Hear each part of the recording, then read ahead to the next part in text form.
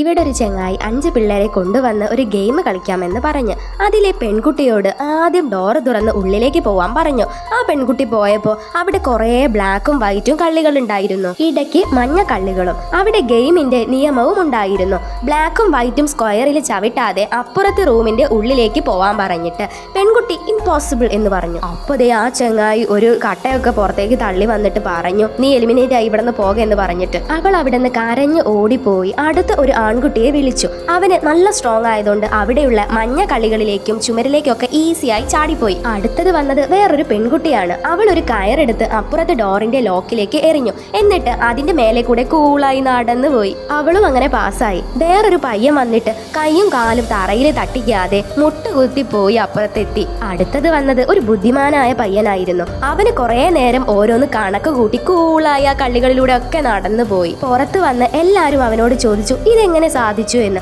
അപ്പോൾ അവൻ പറഞ്ഞു, ഞാൻ നീളവും വീതിയും നോക്കി, അത് സ്ക്വയർ അല്ല റെക്റ്റാങ്കിൾ ആണ് എന്ന്. സ്ക്വയർ കൂടി പോകരുതെന്നല്ലേ പറഞ്ഞുള്ളൂ, ഇത് റെക്റ്റാങ്കിൾ അല്ലേ.